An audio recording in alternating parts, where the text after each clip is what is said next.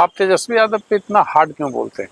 हमने आज तक तेजस्वी के 9वीं फेल होने वाली बात छोड़कर अगर कोई स्टेटमेंट दिया हो तो आप बता दीजिए। आप तो बोलते हैं कि कुछ आता ही नहीं, ना आंकड़ा का बिल्कुल ज्ञान है ना। हाँ, उनके क्योंकि सरस्वती से इन लोगों का कोई लेना देना नहीं। मैं हर भाषणों में ये कहता हूँ कि फॉर्मल शिक्षा का आपके विद्वता से कोई सीधा सरोकार नहीं है।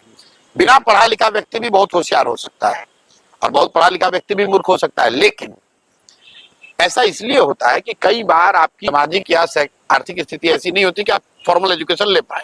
तेजस्वी यादव जब बड़े हो रहे थे, जब बच्चे थे, तो इनके माँ बाप मुख्यमंत्री थे और ये आदमी डीपीएस आरके पुरम में पढ़ता था और वहां से ये आदमी 9वां नहीं पास कर पाया। ये दिखाता है कि भाई ये आदमी कितने बड़े विद्वान थे। किसी ने कहा, उसने खुद ने कहा कि मैं तो क्रिकेट खेलता था इसलिए नहीं पढ़ पाया। तो चलिए उन्हीं की बात मान लीजिए। हालांकि लालू जी ने खुद खंडन उसका किया है, लोकसभा में कहा कि मेरा लड़का क्रिकेट नहीं खेलता तो तौली लेके दौड़ रहा है, पानी लेके दौड़ रहा है। ये लालू जी के शब्द हैं। लेकिन मान लीजिए क्रिकेट खेलते थे, भाई क्रिकेट खेले हुए छोड़े हुए भी आपको 20 वर्ष हो गए, आप वहां से निकल कर आए फिर पढ़ लेते।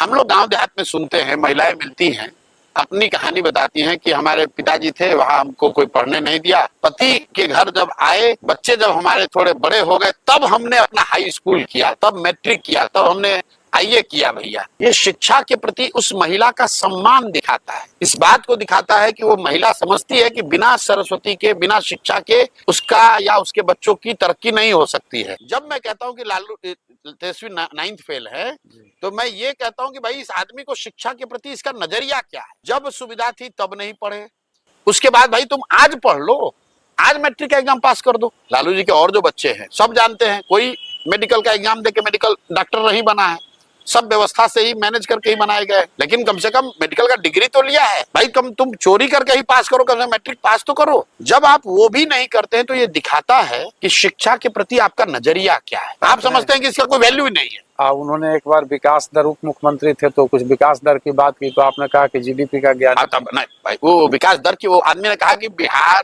का जीडीपी तो सबसे देश में ज्यादा है। तो मैंने ये कहा कि भाई गलती उनकी नहीं है, अफसरों ने तो लिखा होगा कि बिहार का जीडीपी के बढ़ने का दर ज्यादा है।